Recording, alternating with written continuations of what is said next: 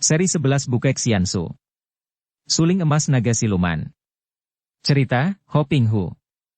Audiobook, novel silat. Bab 26. Kenangan inilah yang mengingatkan dia akan Yufi sebagai seorang wanita, lebih lagi sebagai seorang calon istrinya, kenangan yang lucu, mesra dan aneh. Ini pula agaknya yang membuat dia merasa selalu rindu kepada Yufi dan ini pula yang membuat dia mengira bahwa dia mencintai Yufi. Akan tetapi, semenjak dia bertemu dengan Cisian beberapa tahun yang lalu, sejak Cisian hanya seorang dara cantik berusia 13 tahunan, ada sesuatu di dalam hatinya yang melekat kepada dara ini. Kini, setelah berjumpa kembali dengan Cisian sebagai seorang dara yang sudah dewasa, dia merasa seolah-olah Yufi hanya merupakan bayangan mati dan kini terganti oleh seorang dara yang benar-benar hidup dan yang membutuhkan perlindungannya. Apalagi setelah dia berjumpa sendiri dengan Yufi dan menyaksikan sikap calon istrinya itu, bayangan lama tentang Yufi itu seketika lenyap sama sekali dan dia merasa gembira. Kalau dulu dia tidak berani memikirkan bahwa dia tertarik kepada Cisian karena dia selalu ingat bahwa dia adalah seorang pria yang sudah mempunyai calon istri, jodoh yang sudah ditentukan sehingga haram baginya untuk menoleh kepada wanita lain. Kini dia merasa seolah-olah dia telah terbebas dari belenggu ikatan itu. Dia telah bebas, sama bebasnya dengan Cisian. Inilah agaknya yang mendatangkan rasa senang sekali di saat dia lari di samping Cisian itu. Benarkah dia telah jatuh cinta kepada dara ini? Dara yang memanggilnya paman, yang memang sepatutnya menjadi keponakannya. Dia tahu bahwa usia Cisian kurang lebih baru 17 tahun, sedangkan dia sendiri sudah berusia 27 tahun. Pantaskah kalau dia jatuh cinta kepada dara remaja ini? Akan tetapi, pada saat itu keraguan kecil ini segera lenyap seperti awan tipis terhembus angin. Dia merasa gembira, bahkan dia ingin berloncatan dan bermain-main seperti kembali menjadi anak-anak, atau setidaknya kembali menjadi semuda Cisian. Cinta asmara memang sesuatu pengalaman hidup yang amat luar biasa bagi setiap orang manusia. Segala macam perasaan tercakup di dalamnya. Ada dorongan-dorongan yang timbul dari dalam, bukan dari pikiran, yaitu membuat kita merasa amat mesra, ingin selalu berdekatan, ingin selalu memandang, ingin selalu menyenangkan hatinya, ingin selalu mendengar suaranya. Ada sesuatu yang sukar diselidiki, yang timbul di luar kesadaran kita, sesuatu yang amat mengharukan, yang mendorong hati kita untuk condong bersatu dengan dia, takkan terpisah lagi. Ada sesuatu yang lebih daripada sekedar kegembiraan, sekedar dorongan berahi belaka. Akan tetapi, kalau kita tidak berhati-hati, pikiran yang selalu ingin mengejar kesenangan pribadi, baik kesenangan jasmani atau rohani, pikiran dapat menimbulkan bayangan-bayangan kenikmatan nafsu yang menjurus kepada nafsu berahi dan sekali nafsu menguasai batin, menjadi yang terpenting, maka akan cemarlah yang dinamakan cinta itu. Berahi adalah soal yang wajar, tuntutan jasmani, daya tarik antara pria dan wanita, yang alamiah karena dari daya inilah lahirnya keinginan untuk bersatu dan dari sinilah pula datangnya rahasia perkembangbiakan manusia, anak beranak. Daya tarik ini merupakan sesuatu yang wajar, tanpa ada unsur kesengajaan, karenanya alamiah dan gaib, dan hal itu tercakup pula dalam cinta. Akan tetapi, begitu nafsu berahi dipupuk oleh pikiran dengan dasar mencari kepuasan atau kenikmatan, akan rusaklah segala-galanya dan cinta menjadi sesuatu yang mungkin saja menimbulkan segala macam kerusakan, kekerasan, konflik dan kesengsaraan. Cinta yang sudah dicengkeram dan dikuasai oleh nafsu berahi itu, yang pada hakikatnya adalah nafsu keinginan menyenangkan diri sendiri belaka, akan menimbulkan cemburu, ingin menguasai, bahkan dapat berbalik menjadi benci kalau keinginan menyenangkan dirinya sendiri itu terhalang.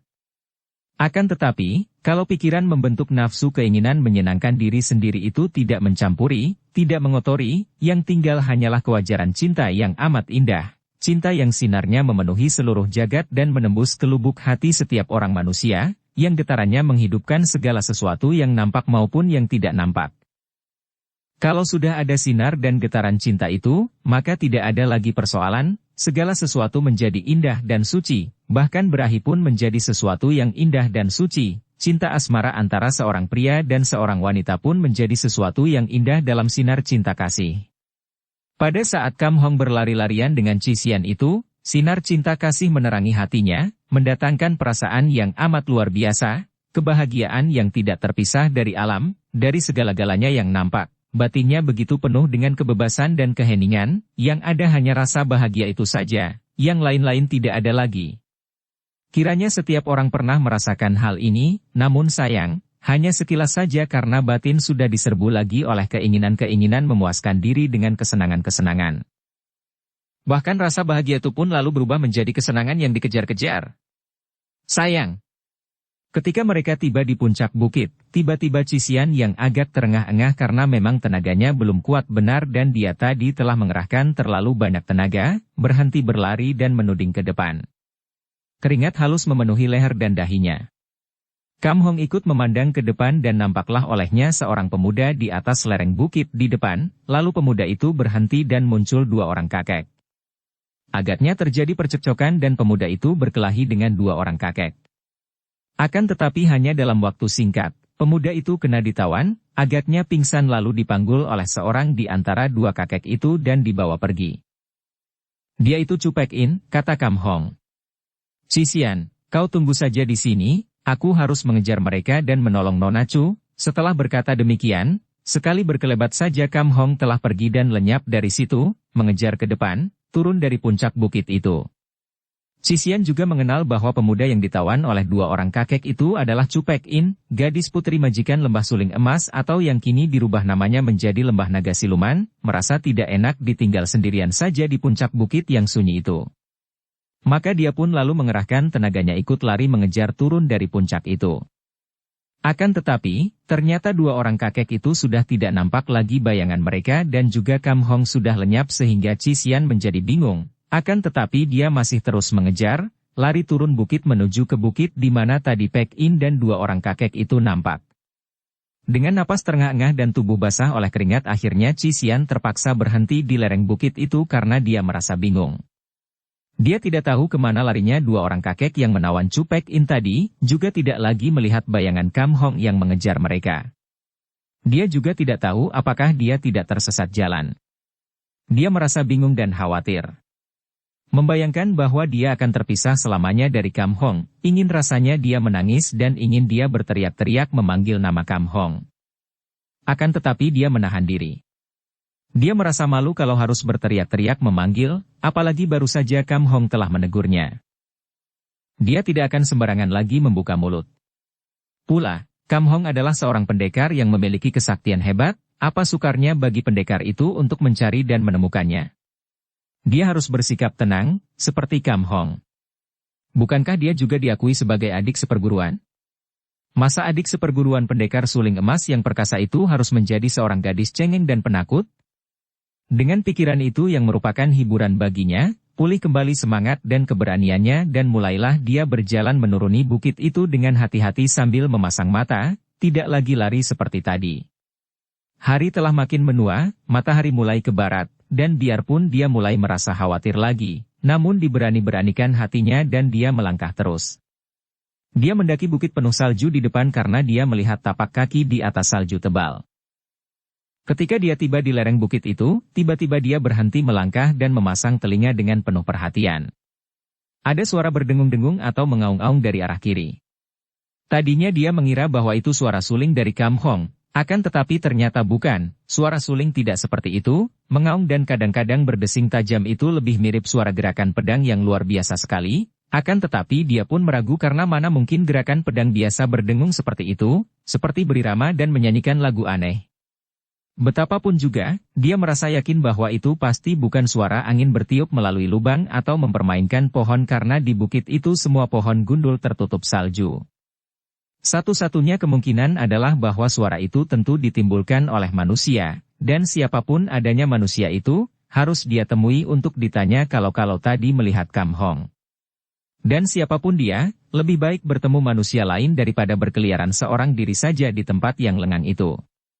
Dengan hati tabah dia lalu melanjutkan langkahnya, kini dengan langkah lebar menuju ke kiri, melalui bagian yang banyak batunya dan akhirnya dia tiba di depan sebuah batu besar sekali dan berhenti, memandang dengan bengong dan mau tidak mau bulu tengkuknya meremang karena kini jelas olehnya bahwa suara mengaung-aung itu keluar dari dalam batu besar itu. Hampir dia tidak percaya. Akan tetapi tak salah lagi, suara itu keluar dari dalam batu besar. Dia menempelkan telinganya pada batu itu dan suara itu makin jelas, dan kini dia tidak salah lagi. Suara itu pasti suara gerakan pedang yang memang amat luar biasa sekali.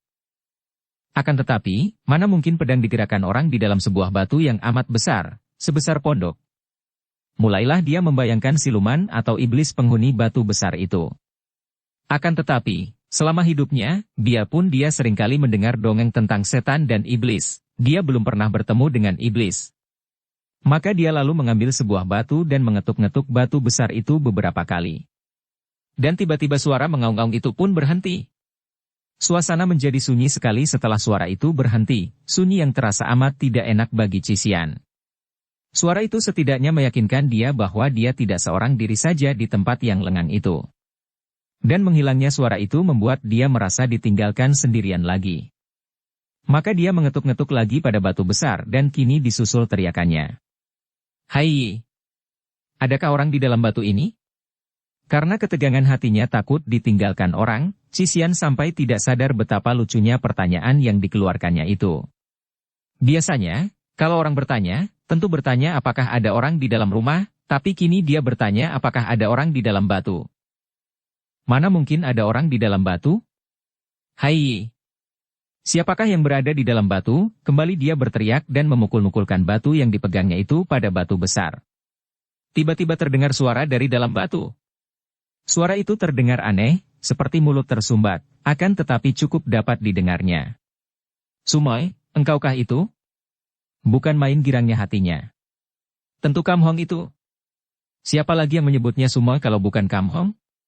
Biarpun biasanya Kam Hong menyebutnya Cisian, akan tetapi bukankah pendekar itu sudah mengakui dia sebagai Sumoynya? Dan kalau suara Kam Hong seperti itu, tidak aneh karena pendekar itu berada di dalam batu. Tentu suaranya seperti tersumbat. Dan di dunia ini mana ada manusia lain kecuali Kam Hong yang memiliki cukup kesaktian untuk masuk ke dalam batu besar. "Benar, Su Heng, ini aku," teriaknya dengan nyaring. Karena Kam Hong menyebutnya Sumoy, mengapa dia tidak menyebutnya Su Heng? Masa kalau dia dipanggil Sumoy, adik seperguruan, lalu dia menjawabnya dengan sebutan paman? Dan lagi, kalau diingat-ingat, dia memang jauh lebih senang menyebut Su Heng daripada menyebut paman kepada Kam Hong. "Mau apa engkau datang menyusulku, Sumoy?" Kembali terdengar suara itu, suara aneh karena tentu saja tidak leluasa keluarnya dari dalam batu itu. "Mau apa menyusulmu?" Cisian mulai terheran dan mendongkol. Jangan-jangan Kam Hong telah menjadi miring otaknya, kalau tidak masa menyembunyikan diri di dalam batu besar seperti itu dan masih bertanya lagi kepadanya mengapa dia datang menyusul? "Bukalah, aku mau bicara," katanya dengan nyaring karena tidak enak kalau berbantahan dari luar dan dalam batu. "Tunggu sebentar." Cisian melangkah mundur. Dia tidak dapat membayangkan bagaimana Kam Hong akan keluar dari dalam batu itu. Jangan-jangan batu itu akan meledak dari dalam. Yang lebih mengherankan lagi, bagaimana masuknya? Dia menyabarkan diri karena kalau sudah keluar, tentu Kam Hong akan dapat menjawab semua keheranannya. Tiba-tiba batu besar itu bergerak ke kanan. Dalam keheranannya, Cisian hendak menegur, akan tetapi dia menahan diri ketika melihat betapa di balik itu kelihatan lubang hitam yang makin lama makin melebar. Setelah lebarnya cukup, batu itu berhenti dan dari dalam guha yang tersembunyi di balik batu besar itu muncullah seorang pemuda yang langsung meloncat keluar. Cisian terkejut, pemuda itu pun terkejut ketika mereka saling pandang. Kemudian wajah mereka nampak berseri ketika mereka saling mengenal. "Engkau! Engkau!" Pemuda itu pun berseru hampir berbareng. "Bukankah engkau Xiao Goat dan kita pernah berjumpa 5 tahun yang lalu?" Suaranya penuh keraguan karena ketika dia bertemu dengan dara ini, belumlah sebesar ini, masih merupakan seorang gadis cilik, bukan seorang dara remaja yang cantik jelita seperti ini. "Dan engkau tentu Sim Hongbu, pemuda pemburu itu, bukan?" Cisian menjawab. "Kau tadi kusangka Sumoy. Dan engkau kusangka Su Heng." Keduanya diam dan segera keduanya tertawa karena baru terasa oleh mereka betapa pertemuan itu membuat mereka terkejut, heran dan juga girang sehingga mereka mengeluarkan kata-kata yang hampir berbareng dan bersamaan artinya, sehingga tidak terjadi tanya jawab sebagaimana mestinya dan percakapan itu menjadi kacau. "Hongbu, ketika kita saling jumpa, kita masih belum dewasa, masih kecil. Akan tetapi engkau dapat mengenalku dengan seketika, apakah aku masih sama saja dengan ketika masih kecil dahulu?" Hongbu yang sejak tadi memandang dengan bengong seperti orang penuh pesona, penuh kagum, mendengar pertanyaan yang jujur itu, lalu menjawab sejujurnya pula. Memang tidak ada bedanya dalam pandang matamu yang tajam, senyummu yang khas, akan tetapi engkau. Engkau sekarang, cantik jelita sekali, Xiao Goat. Tiba-tiba wajah Dara itu berubah merah, bukan merah karena marah melainkan karena malu, dan untuk menyembunyikan rasa malu ini dia cepat berkata. Jangan sebut aku Xiao Goat lagi, aku bukan anak kecil lagi maka namaku bukanlah bulan kecil lagi, melainkan Cisian, Bu Cisian. Hongbu, siapakah adanya sumoimu yang kau sebut-sebut tadi? Bu Cisian. Sungguh nama yang indah sekali, tapi mengapa dulu namamu Xiao Goat? Mendengar pujian ini dan betapa Hongbu tidak menjawab pernyataannya bahkan bertanya tentang namanya, Cisian cemberut, akan tetapi menjawab juga. Xiao Goat hanya nama julukan yang diberikan orang kepadaku di waktu aku masih kecil saja. Namaku yang sebenarnya adalah Bu Cisian, akan tetapi nama itu sama sekali tidaklah indah. Siapa bilang tidak indah? Nama itu bagus sekali, Xiao. Cisian. Sudahlah, sekarang jawab pertanyaanku, siapakah sumoimu itu? Sumoiku? Sumoiku bernama Chu Pek In. Hongbu terhenti karena melihat betapa Dara itu menjadi terkejut sekali dan wajah Dara yang jelita itu berubah, alisnya berkerut dan pandang matanya tak senang. Kemudian, semakin terkejutlah hati Hongbu ketika dia melihat Dara itu mengepal tinjunya dan melangkah maju mendekatinya dengan sikap mengancam. Bagus, jadi engkau adalah murid keluarga Chu yang jahat itu, ya? Engkau murid keluarga siluman itu? Nah, suatu kesempatan bagiku untuk membasmi muridnya lebih dulu sebelum membasmi guru-gurunya. Setelah berkata demikian, dengan cepat sekali Cisian lalu menerjang ke depan dan menyerang dada Hongbu. Cisian. Ada apa ini? Hongbu terkejut akan tetapi dia hanya mengelak ke kanan-kiri ketika Dara itu menyerangnya secara bertubi-tubi dengan pukulan-pukulan yang mengandung tenaga yang cukup dahsyat. Akan tetapi Cisian tidak bicara lagi melainkan menyerang semakin ganas. Harus diketahui bahwa pada waktu itu, tingkat kepandaian Sim Hongbu telah mengalami perubahan yang amat hebat. Selama hampir 5 tahun dia telah digembleng oleh 3 orang kakak beradik Chu yang melatihnya dengan tekun dan keras, sesuai dengan pesan mendiang Ouyang Kuan yang menjadi Yeti. Dan karena Hongbu memang seorang anak kecil yang amat berbakat, ditambah lagi semangatnya yang besar, maka dalam waktu 4 tahun saja dia telah menguasai dasar-dasar ilmu silat tinggi keluarga itu dengan baiknya, bahkan dalam hal penghimpunan tenaga sinkang dan kematangan ilmu silat, dia telah jauh melampaui Chu Pek In, dan bahkan sudah mendekati tingkat Chu Kangbu ataupun Chu Sengbu. Kini, dia mulai disuruh oleh guru-gurunya untuk mengasingkan diri di dalam guha di mana dia pernah diajak oleh Yeti, dan disuruh mematangkan ilmu-ilmunya yang telah dipelajarinya selama ini dan juga untuk mulai melatih diri dengan ilmu-ilmu yang ditinggalkan oleh Ouyang Kuan terutama sekali ilmu pedang Koai Leong Kiam itu. Oleh karena itu, kini menghadapi Cisian, kalau dia mau melawan, tentu tidak sukar baginya untuk merobohkan Dara ini yang belum benar-benar menerima pelajaran ilmu silat dari Kam Hong. Akan tetapi, Sim Hongbu sama sekali tidak mau melawan. Begitu berjumpa dengan Cisian, terjadi sesuatu yang aneh dalam hatinya. Dia terpesona dan kagum, tertarik sekali kepada Dara yang pernah dijumpainya 5 tahun yang lalu itu, dan kini menghadapi serangan-serangan ganas dari Cisian, dia hanya merasa terkejut dan terheran-heran saja. Sedikit pun dia tidak bermaksud untuk melawan, hanya mengelak terus dan kadang-kadang saja menangkis tanpa menggunakan terlalu banyak tenaga karena dia tidak ingin menyakiti lengan Cisian. Akan tetapi, hal itu malah menambah kemarahan dan rasa penasaran di dalam hati Cisian. Melihat betapa Hongbu hanya selalu mengelak dan menangkis tanpa membalas sedikit pun, sedangkan dia sudah mengeluarkan semua kepandaian untuk menyerang dan semua tidak ada hasilnya sama sekali membuat dia penasaran dan hampir menangis. Balaslah. Hayo balaslah, kau pengecut, murid keluarga iblis, bentaknya berkali-kali sambil terus menyerang. Hongbu yang merasa terkejut dan terheran-heran itu mengerti bahwa sikapnya yang tidak melawan itu agaknya malah menyinggung hati Cisian. Dia tidak mengerti akan watak yang dianggapnya aneh dan lucu itu, akan tetapi dia pun merasa kasihan ketika mendengar betapa di dalam suara Dara itu terkandung isak tertahan. Maka ketika Cisian memukul lagi ke dadanya, dia sengaja berlaku lambat ketika mengelak. Duk! Tubuhnya terlempar ke belakang dan terpelanting. Begitu melihat pukulannya mengenai sasaran, Cisian merasa girang akan tetapi juga berbareng merasa kaget bukan main.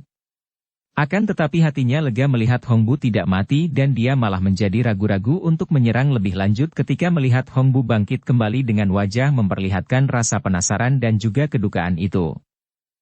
Qi harap kau bersabar. Mengapa engkau marah-marah dan benci kepadaku, menyerang tanpa alasan? Hongbu bertanya sambil mengebut-ngebutkan bajunya yang kotor oleh debu ketika dia terjatuh tadi. Tentu saja pukulan yang sengaja diterimanya dengan dada tadi sama sekali tidak melukainya dan tidak terasa nyeri karena dia sudah melindungi dadanya dengan sinkang yang lemah sehingga darah itu pun tidak sampai terluka tangannya. Qi memandang ke arah dada kiri pemuda yang terpukul olehnya tadi. Dia tadi mengerahkan tenaganya dan pukulannya tadi keras sekali, cukup keras untuk membunuh orang. Tidak. Tidak sakitkah dadamu yang kupukul? Mendengar pertanyaan ini, hampir saja Hongbu tertawa. Akan tetapi dia cukup cerdik untuk menahan rasa geli di hatinya itu dan juga dia merasa amat girang. Kiranya Qi bukanlah seorang darah kejam, buktinya begitu dia kena terpukul, gadis itu bertanya dengan nada suara penuh kekhawatiran. Maka dia cepat-cepat meringis dan mengusap-usap dadanya yang tadi terpukul. Bukan main nyerinya. Pukulanmu kuat dan dahsyat sekali. Akan tetapi, tidak mengapalah, biarlah sebagai hukumanku kalau aku memang bersalah. Akan tetapi, bersalahkah aku kepadamu, Qi? Dan kalau ada salah, apakah kesalahanku itu maka engkau menjadi begitu marah dan memukulku? Setelah dia berhasil memukul dada Hongbu, sudah lenyaplah rasa penasaran dan kemarahan dari hati Qi dan timbul rasa kasihan kepada pemuda itu. Bagaimanapun juga, pemuda itu sama sekali tidak mempunyai kesalahan apapun terhadap dia. Akan tetapi tentu saja dia tidak mau mengakui hal ini dan dengan muka tetap cemberut, biarpun suaranya tidak sekeras tadi dia berkata. Keluarga Chu itu gurumu, bukan? Benar, keluarga penghuni Kim Xiao Sankok, Lembah Gunung Suling Emas, karena mulai sekarang mereka tidak berhak memakai lagi nama julukan Suling Emas. Mereka itu telah kalah oleh Su Hengku dan sudah berjanji takkan lagi memakai nama Suling Emas. Apakah yang telah terjadi, Qi? Aku tidak mengerti apa yang kau katakan itu, juga aku sama sekali tidak tahu mengapa engkau memusuhi keluarga Chu sehingga engkau marah-marah kepada aku yang menjadi murid mereka. Marilah, kita duduk dan bicara dengan tenang. Mereka lalu duduk di depan batu besar yang menutupi guha itu. Qi sudah tidak marah lagi, sungguh pun ada rasa kecewa dalam hatinya bahwa pemuda yang menyenangkan ini ternyata adalah murid dari musuh-musuhnya yang dibencinya. Ya, dia membenci keluarga Chu, karena bukankah keluarga itu hendak membunuhnya, bahkan pada menjelang perpisahan, Chu Hanbu masih juga mengeluarkan ancamannya. Nah, sekarang ceritakanlah kepadanya apa artinya semua ini, Qi. Ceritakan dulu bagaimana engkau tiba-tiba saja menjadi murid mereka, kata Qi. Hongbu tersenyum lalu menarik napas panjang. Darah ini sungguh amat memikat hatinya, dan biarpun darah ini sedang berada dalam keadaan marah, namun tidak mengurangi daya tariknya yang amat kuat. Dan dia merasa yakin bahwa kemarahan darah itu kepadanya secara tiba-tiba bukannya tidak ada alasannya yang kuat. Oleh karena itu biarpun belum mendengarkan alasan itu pun dia sudah dengan rela memaafkan gadis itu. Aku menjadi murid mereka secara kebetulan saja, dia mulai menceritakan keadaan dirinya. Dia harus merahasiakan tentang mendiang Ouyang Kuan yang menjadi yeti. Secara kebetulan aku terbawa oleh rombongan orang-orang Kang Ou menjadi tamu di Lembah Suling. Di lembah keluarga Chu itu dan karena ternyata bahwa pedang Koai Leong Kiam berada di tanganku, maka aku ditetapkan menjadi ahli waris pedang itu dan ilmunya, dan karena pedang itu berasal dari keluarga Chu, maka dengan sendirinya aku menjadi murid mereka. Selama hampir 5 tahun aku belajar ilmu dari mereka, yaitu ketiga orang suhuku Shichu itu. Nah, demikianlah pengalamanku mengapa aku menjadi murid mereka, Qi. Dan sekarang, ceritakanlah mengapa engkau membenci mereka. Kalau engkau murid mereka, mengapa engkau sekarang berada di sini sehingga engkau tidak tahu apa yang terjadi di lembah? Qi masih merasa tidak puas. Sejak 3 bulan yang lalu aku tidak pernah keluar dari dalam guha di balik batu ini, Qi. Karena sudah tiba saatnya bagiku untuk mempelajari ilmu pedang yang diwariskan kepadaku. Kalau tidak engkau mengetuk-ngetuk pada batu tadi, sampai sekarang pun aku belum keluar dari dalam guha itu. Dan kau sangka aku sumoimu? Gadis yang berpakaian pria itu? Ya, benar. Kau sudah mengenal Sumoy Chu Pek In? Tentu saja, aku sudah bertemu dengan banci itu. Banci? Sepasang mata Hongbu terbelalak heran. Iya, banci. Seorang dara yang selalu mengenakan pakaian pria, apalagi kalau bukan banci namanya. Hongbu tertawa geli dan Cisian memandang marah. Kenapa kau tertawa? Karena kau lucu, Cisian. Dia bukan banci. Dia berpakaian pria semenjak kecil, karena dahulu, mendiang ibunya ingin sekali mempunyai seorang anak laki-laki. Maka dia menjadi terbiasa dan sampai sekarang suka sekali berpakaian pria. Mendengar bahwa ibu dari Pek In sudah tidak ada, diam-diam Cisian merasa berkurang bencinya kepada dara yang senasib dengan dia itu. Apakah yang telah terjadi di lembah dan mengapa kau dapat datang ke tempat ini, Cisian? Aku dan Su Heng, kau tahu siapa Su Heng? Dia adalah pendekar suling emas Tulen Kam Hong, datang. Ah, pendekar perkasa yang dulu pernah menolong kita itu? Yang mempergunakan suling emas dan kipas. Benar, dialah orangnya, kata Cisian bangga. Karena Su Heng merasa penasaran dengan julukan lembah suling emas yang menyamai julukannya, maka kami datang ke lembah dan di sana, untuk menentukan siapa yang lebih berhak memakai nama suling emas. Su Heng mengalahkan 3 orang Shichu itu. Ah! Hongbu terkejut, di dalam hatinya hampir tidak dapat percaya bahwa ketiga orang gurunya dapat dikalahkan orang. Apa ah? Cisian menatap tajam. Tidak apa-apa, hanya aku teringat bahwa menurut penuturan para suhu, memang pusaka suling emas itu buatan nenek moyang keluarga Chu, seperti juga pedang Kuai Leong Kiam. Oleh karena itulah maka lembah itu dinamakan lembah gunung suling emas. Andai kata benar begitu, suling itu telah ratusan tahun menjadi milik keluarga Su Heng Kam Hong, dan secara gaib ilmu Kim Xiao Kiam Sud juga oleh pencipta suling itu diwariskan kepada kami, maka Su Heng lah yang berhak menyebut diri suling emas yang asli. Lalu bagaimana, Cisian? Apakah dalam adu ilmu itu juga ada yang terluka atau tewas? Tanya Hongbu dengan hati khawatir sekali. Dia tidak tahu apa yang telah terjadi dan diam-diam dia mengkhawatirkan keselamatan keluarga Chu. Kalau Su Heng tidak memberi ampun, apa sukarnya bagi Su Heng untuk membasmi mereka yang sombong itu? Su Heng hanya mengalahkan mereka dan memenangkan hak memakai nama suling emas. Kami lalu meninggalkan lembah. Kalau begitu, mana Su Hengmu itu? Dan mengapa engkau datang sendirian di sini? Jadi kau kira tadi aku Su Hengmu itu kah? Ya, aku sedang menyusul Su Heng, maka kukira tadi engkaulah Su Heng Kam Hong. Semua adalah gara-gara si banci. Chu Pek In itulah. Gara-gara Sumoy? Mengapa? Apa yang terjadi? Aku dan Su Heng sedang meninggalkan lembah, setelah menyeberangi tambang. Ketika kami tiba di puncak bukit, kami melihat Chu Pek In berjalan seorang diri dan dari tempat jauh itu kami melihat betapa dia diserang dan ditawan oleh 2 orang kakek. Ah! Sim Hongbu terkejut bukan main mendengar penuturan ini. Melihat itu, Su Heng lalu lari melakukan pengejaran dan meninggalkan aku, kata Cisian dengan suara tak senang. Maka aku lalu mengejar pula, akan tetapi tentu saja Su Heng lenyap karena cepatnya gerakannya. Ah! Kemana perginya kakek yang menculik Sumoy itu? Aku harus menolongnya. Kalau aku tahu, apa kau kira aku berada di sini? Aku pun sedang mencari-cari Su Heng yang melakukan pengejaran. Kalau begitu, biar aku mencarinya untuk membantu Su Hengmu menghadapi 2 orang kakek itu dan menolong Sumoy. Kemana kau hendak mencarinya? Pula, kau pikir Su Heng membutuhkan bantuanmu? Kita tunggu saja di sini, pasti Su Heng akan datang membawa Sumoymu itu dalam keadaan selamat. Benarkah? Benarkah Su Hengmu akan dapat menyelamatkannya? Apakah tidak perlu kucari mereka dan kubantu Su Hengmu? Bantuanmu itu hanya akan membuat Su Heng repot saja dan membantunya berarti menghinanya. Sudahlah, kita tunggu di sini, Su Heng pasti akan dapat mencari aku di sini. Sejenak Hongbu merasa bimbang. Akan tetapi kemudian menurut apa yang diusulkan oleh Cisian. Pertama, kalau dia mencari, kemana dia harus mencari kalau tidak tahu ke arah mana Sumoynya dilarikan 2 orang kakek itu, dan juga, bukankah pendekar Kam Hong yang sakti itu telah melakukan pengejaran?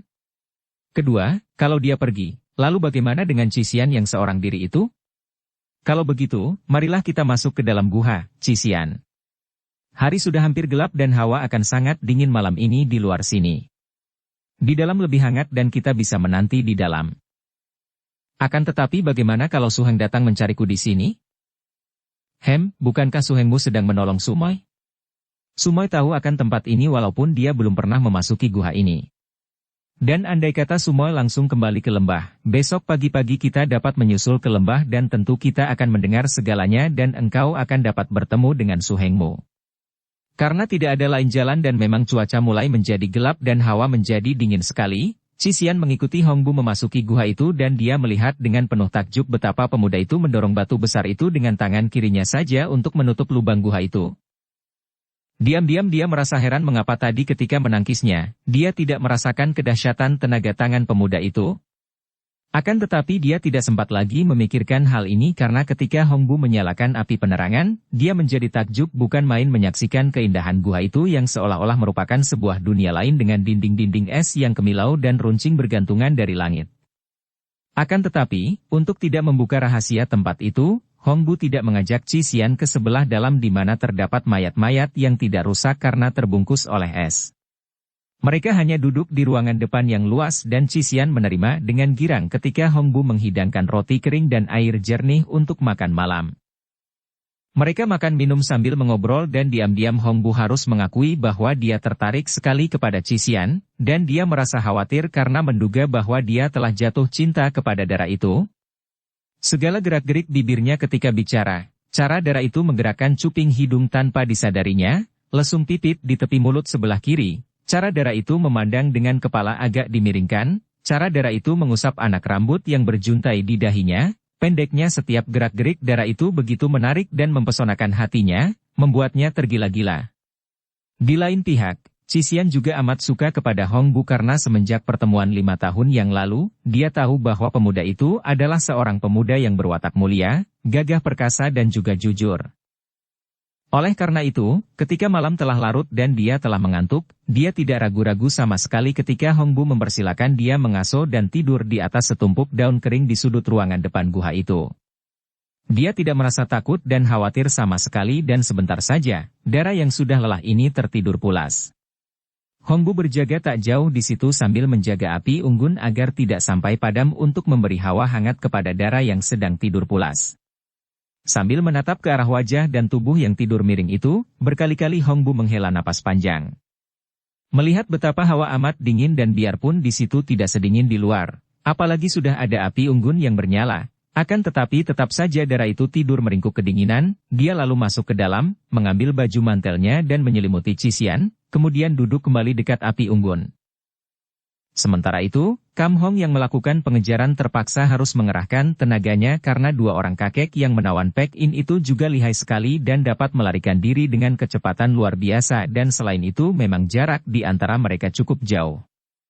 Baiknya, 2 orang kakek itu sama sekali tidak mengira bahwa kini mereka telah dikejar orang.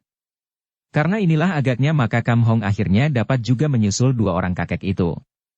Setelah kini dapat melihat jelas, diam-diam Kam Hong terkejut. Dia belum pernah jumpa dengan 2 orang kakek itu, akan tetapi melihat bentuk tubuh mereka, dia dapat menyangka bahwa 2 orang kakek yang menawan Pek In itu tentulah 2 orang di antara Im Kan Ngo Kei dan kalau dia tidak salah, kakek yang berpakaian seperti Tosu yang tingginya luar biasa itu, sedikitnya 2,5 meter, tentulah Ngo Kei Toat Beng Xiansu, sedangkan kakek yang berkepala gundul berpakaian Huesio, bertubuh gendut pendek sekali, hanya setengahnya Ngo Kei itu tentulah Suo Kei Xiao. Xiangcu atau orang keempat Im Kan Ngo Kei. Kam Hong telah mendengar tentang mereka satu demi satu, akan tetapi belum pernah bertemu dengan mereka. Kini, melihat betapa tubuh Pek In tak bergerak dipanggul di pundak kakek tinggi kurus itu, dia mempercepat larinya. Akan tetapi, ternyata 2 orang kakek itu lihai bukan main karena tiba-tiba mereka menengok dan melihat betapa ada orang mengejar mereka dengan amat cepatnya mereka pun segera mempercepat lari mereka. Kam Hong terus mengejar dan ternyata 2 orang itu melarikan diri ke sebuah kuil tua yang berada di kaki bukit. Agaknya kuil kosong yang sudah ditinggalkan penghuni bertahun-tahun yang lalu karena kuil itu tidak terawat. Mereka berdua lenyap memasuki kuil melalui pintu depan yang tidak berdaun pintu lagi dan keadaan amat sunyi di situ ketika Kam Hong tiba di pekarangan depan kuil yang tidak terawat, yang dipenuhi dengan tumbuh-tumbuhan liar yang dapat tumbuh di tempat dingin itu. Tidak ada salju di sini, akan tetapi hawa udara bahkan lebih dingin daripada di puncak bukit yang tertiup salju. Kam Hong tidak berani ceroboh memasuki kuil. Dia tahu bahwa Im Kan Ngoke adalah datuk-datuk kaum sesat yang berkedudukan tinggi sekali, maka menghadapi mereka tidak boleh disamakan dengan menghadapi penjahat-penjahat biasa. Sejenak dia meneliti keadaan dan setelah dia merasa yakin bahwa dari tempat dia berdiri itu dia akan dapat melihat apabila ada orang keluar dari dalam kuil itu baik melalui jurusan manapun juga, dia lalu berdiri tegak dengan kedua kaki terpentang lebar, kedua lengan bersilang di depan dada, kemudian dia berseru dengan suara tenang dan nyaring. Yang berada di dalam kuil, bukanlah Im Kan Ngoke? Silakan keluar, aku Kam Hong ingin bicara. Hening sejenak sampai gema suara Kam Hong itu menghilang. Kemudian terdengar teriakan dari dalam kuil. Mana keluarga Chu? Apakah orang yang datang ini utusan keluarga Lembah Gunung Suling Emas? Suara yang berteriak itu terdengar menggetar penuh dengan tenaga kaikang yang amat kuat dan tahulah Kam Hong bahwa orang yang berteriak itu sengaja memamerkan kepandaian untuk menakutinya. Aku bukan utusan siapapun, aku datang atas namaku sendiri karena melihat seorang gadis kalian tawan, kata Kam Hong terus terang. Apa muka nona ini maka engkau lancang mencampuri, terdengar suara orang membentak marah dari dalam kuil itu. Bukan keluarga, bukan teman, bukan apa-apa, akan tetapi melihat seorang gadis ditawan dengan paksa apakah kalian mengira bahwa aku akan diam saja? Im Kan Ngoke, sudah lama aku mendengar nama besar kalian sebagai datuk-datuk perkasa. Apakah sekarang aku harus melihat kenyataan bahwa kalian hanyalah penculik-penculik gadis yang pengecut saja dan tidak berani menghadapi aku sebagai laki-laki? Sombong.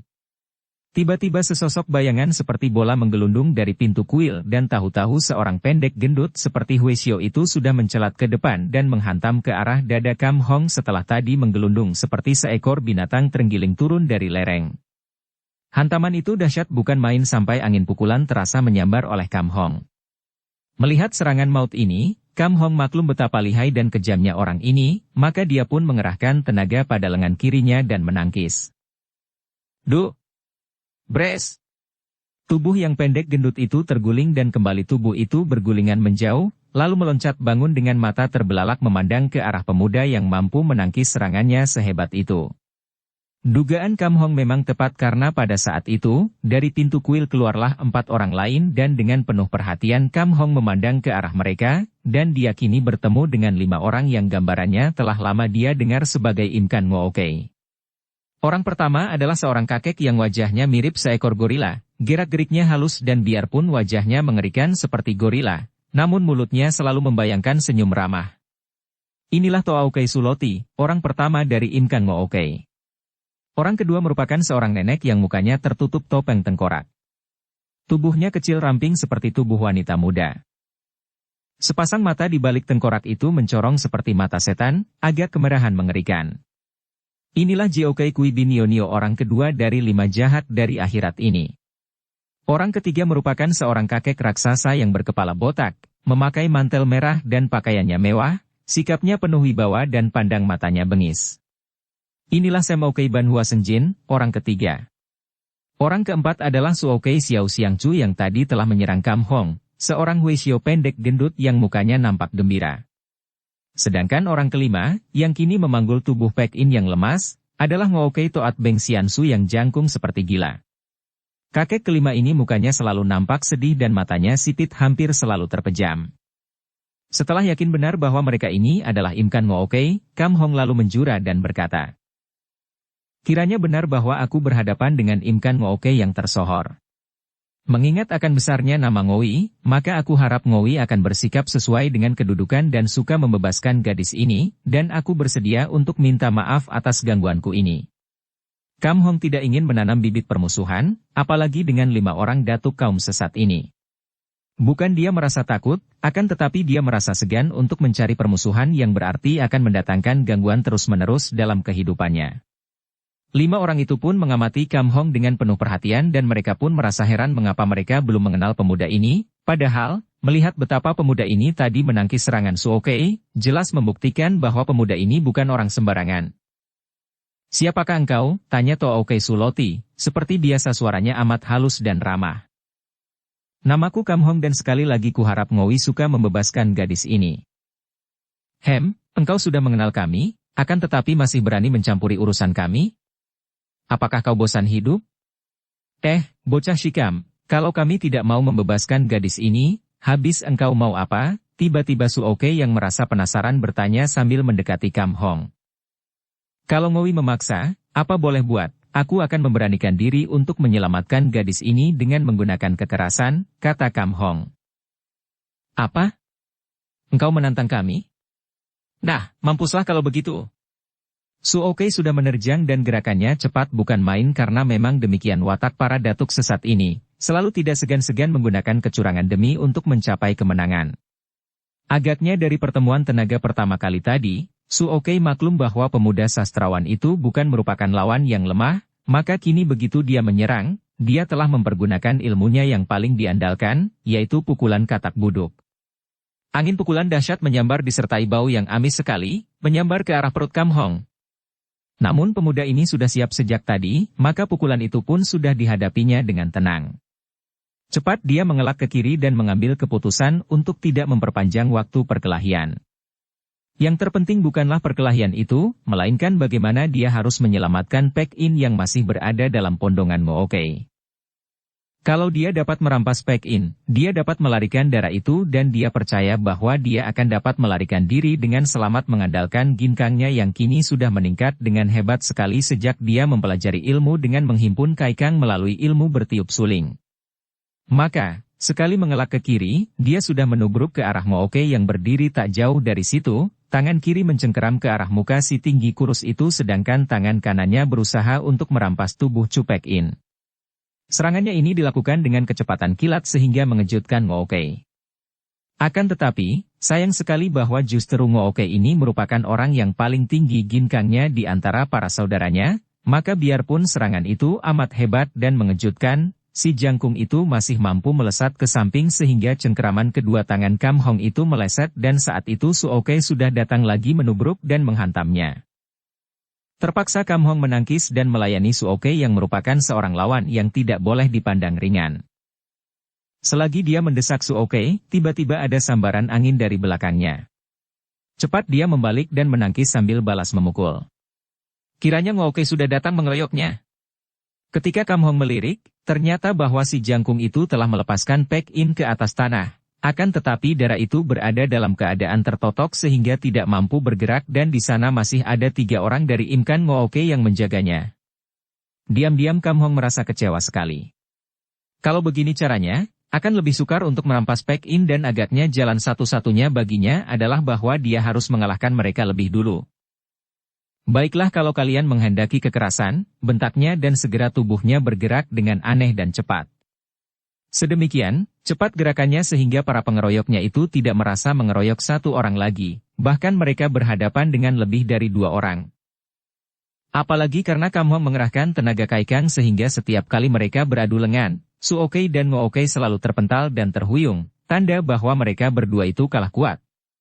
Melihat betapa lihainya lawan, Ngooke mengeluarkan gerengan seperti seekor serigala dan tubuhnya sudah berjungkir balik dan dia sudah menyerang Kam Hong dengan kedua kakinya yang panjang dan berada di atas, dibantu oleh kedua tangan dari bawah. Gerakannya bahkan lebih gesit dan lebih cepat dibandingkan kalau dia berdiri dengan kedua kaki di bawah. Sedangkan Suoke juga sudah mengirim pukulan-pukulan katak buduk yang amat dahsyat itu. Akan tetapi, Kam Hong tidak gentar menghadapi mereka. Dengan Hong Sim Sinchiang, dibantu oleh tenaga kaikang dahsyat yang disalurkan kepada seluruh tubuh, terutama kepada kedua lengannya, dia masih dapat mendesak kedua orang lawan itu, bahkan dia telah berhasil menampar masing-masing 1 kali kepada 2 orang pengeroyoknya dan biarpun tamparan itu tidak mengenai dengan telak, namun cukup membuat mereka menjadi agak jerih dan selanjutnya terus didesaknya 2 orang lawan itu dengan hebat. Melihat ini, Toa Oke, Ji Oke dan Sem Oke terbelalak memandang penuh kagum. Kalau saja yang dikeroyok oleh Suoke dan Ngooke itu merupakan tokoh Kang Ou Sakti yang sudah mereka kenal maka tentu saja mereka tidak akan merasa penasaran dan heran melihat betapa mereka terdesak. Akan tetapi pemuda ini sama sekali belum mereka kenal. Bagaimana mungkin kini pemuda yang agaknya baru muncul di dunia Kang Ou ini telah dapat memiliki ilmu kepandaian sedemikian lihainya? Tahan! Tiba-tiba Sem Oke meloncat ke depan dan menahan pukulan Kam Hong yang mendesak Suoke yang sudah bergulingan itu. Duh! Sem Oke tergeser mundur oleh tangkisan itu dan diam-diam dia makin terkejut. Ketika dia menangkis untuk menyelamatkan Suokei dan juga untuk menghentikan perkelahian itu tadi, dia menggunakan tenaga sepenuhnya, akan tetapi pertemuan tenaga lewat lengan itu ternyata membuat dia terdorong dan kuda-kudanya tergeser. Bukan main hebatnya kekuatan pemuda sastrawan ini, pikirnya. Karena pihak lawan minta dihentikan perkelahian dan ingin bicara, Kam Hong tidak melanjutkan serangan dan dia pun berdiri tegak dan memandang dengan sikap tenang. Namun dengan penuh kewaspadaan karena dia sudah mendengar akan nama Im Kan Ngooke yang tersohor sebagai datuk-datuk kaum sesat yang paling curang dan paling jahat. Orang Shikam, sesungguhnya kami tidak ingin bermusuhan dengan engkau yang tidak kami kenal. Biarpun engkau memiliki sedikit kepandaian, akan tetapi jangan harap engkau akan dapat menentang kami. Jangan kau mencampuri urusan kami yang tidak kau ketahui sama sekali. Apa artinya aku bersusah payah mempelajari ilmu kalau aku harus mendiamkan saja melihat seorang darah diculik orang? Jawab Kam Hong dengan suara dingin. Ah, kau salah paham, sobat muda, kata Sam Oke. Dengan nada suara mengejek. Kami tidak bermaksud mengganggu anak perempuan ini. Kami hanya menahannya untuk memaksa ayahnya datang menemui kami. Sungguh cara yang curang untuk bertemu dengan penghuni lembah Gunung Suling Emas. Kalau ada kepentingan, mengapa tidak langsung saja menemui keluarga Chu di sana? Kam Hong mencela. Mengapa harus menawan putrinya? 5 orang itu saling lirik. Aha, jadi engkau mengenal mereka, ya? Engkau sahabat mereka dan hendak membela mereka? Bersambung ke bab 27. Dukung kami dengan subscribe, follow, like, komen dan share. Terima kasih.